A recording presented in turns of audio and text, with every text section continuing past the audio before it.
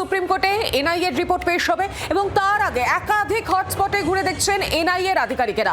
প্রথমে সুজাপুর সংলগ্ন যদুপুর, 1 এপ্রিল এখানেই গাড়ির ছাদে উঠে বক্তৃতা দিয়েছিলেন মোফাক্কেরুল ইসলাম এবং এই সেই ঘটনা যেখানে এসআইআর এর প্রতিবাদের নামে তাণ্ডবের ছবি উঠে এসেছিল এবং এই গোটা বিষয় নিয়ে এনআইএর তদন্ত চলছে। তারা গোটা বিষয় সরেজমিনে খতিয়ে দেখছেন এবং আগামীকাল রিপোর্ট পেশ করা হবে সুপ্রিম কোর্টে। আর তার আগে একাধিক হটস্পট ঘুরে দেখছেন এনআইএর আধিকারিকেরা। প্রথমে সুজাপুর সংলগ্ন যদুপুর, 1 এপ্রিল এখানেই গাড়ির ছাদে উঠে বক্তৃতা দিতে দেখা গিয়েছিল মোফাক্কেরুলকে। আরো বিস্তারিত জানবো, সরাসরি সুজাপুর থেকে রয়েছেন আমাদের প্রতিনিধি অয়ন ঘোষাল। অয়ন, এনআইএর আধিকারিকেরা বিভিন্ন জায়গায় ঘুরছেন, সরেজমিনে খতিয়ে দেখছেন, কি তথ্য পেয়েছেন তারা, কি জানা যাচ্ছে?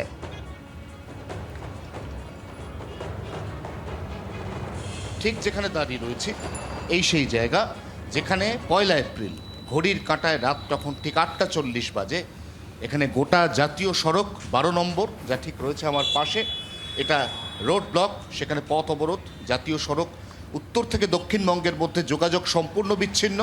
এই অবস্থায় এখানে পৌঁছলেন মোফাক্কেরুল ইসলাম এবং এখানেই দাঁড়িয়ে পড়লো। এই যে বালি রাখা আছে, স্টোন চিপ রাখা আছে, এখানে কোনো একটা নির্মাণ কাজ চলছে খুব সম্ভবত। এই বালি এবং স্টোন চিপ যেখানে রাখা রয়েছে সেখানেই এসে নামলেন মোফাক্কেরুল এবং তারপর এখানে এসে দাঁড়ালো একটি টোটো। এই টোটোর মাথা, সেখানে একটি মাইক লাগিয়ে দেওয়া হলো এবং একটি গাড়ি এসে দাঁড়ালো তার ঠিক পাশে। এই গাড়ি, সেখানে গাড়িতে একদম ছাদে উঠে পড়লেন মোফাক্কেরুল ছাদে ওঠার পরে এখান থেকে বক্তব্য রাখার পরে আস্তে আস্তে সে এগিয়ে গেল ইটাহারের দিকে, অর্থাৎ ওই দিকে। এখানেই সবথেকে বড় প্রশ্ন, যেটা এখনো পর্যন্ত এনআইএর কাছে সবথেকে বেশি স্ট্রাইক করেছে, সেটা হচ্ছে মোফাক্কেরুল যে এখানে আসবে এটা আকস্মিক নয়। তার সবথেকে বড় প্রমাণ, সে এখানে অর্থাৎ রাস্তার ওই প্রান্ত, যেটা এই মুহূর্তে উত্তরবঙ্গ বাউন্ড, উত্তর দিকে যাচ্ছে যে রাস্তা ইটাহারের দিকে যাচ্ছে, সেখানে গাড়ি থেকে সে নামার পরে প্রায় সঙ্গে সঙ্গে এখানে আরেকটি গাড়ির ব্যবস্থা হলো, যে গাড়ির ছাদে সে উঠলো, একটি টোটো আনা হলো, একটি মাইকের ব্যবস্থা করা হলো। অর্থাৎ সে যে এখানে আসছে এবং সে যে এখানে এসে বক্তব্য রাখতে চলেছে, এটা আগে থেকেই এখানকার অন্তত কিছু মানুষের জানা ছিল। এখানে এই যে জাতীয় সড়ক, তার ঠিক পাশে যে গ্রাম রয়েছে, সেই গ্রামের একটি মাদ্রাসা, এটাও কিন্তু একই সঙ্গে রয়েছে এনআইএ স্ক্যানারে। এবং তার থেকে গুরুত্বপূর্ণ বিষয়, কালিয়াচক থানায় গিয়ে গতকাল রাতে এক সিভিক ভলেন্টিয়ারকে জিজ্ঞাসাবাদ করেছেন এনআইএর তদন্তকারী আধিকারিকদের একটি দল। এই সেই সিভিক ভলেন্টিয়ার, যে সিভিক ভলেন্টিয়ার তার নিজের ব্যক্তিগত টোটো এখানে এনে রেখেছিল এবং সেই মাইকের ব্যবস্থা করে দিয়েছিল।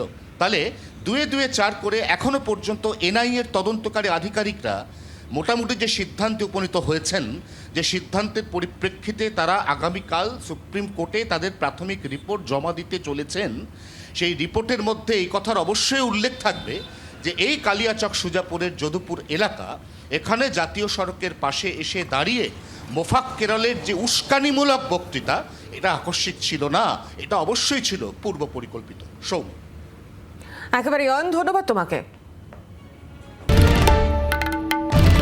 বাংলার আওয়াজ, বাঙালির আবেগ, জি 24 ঘন্টা।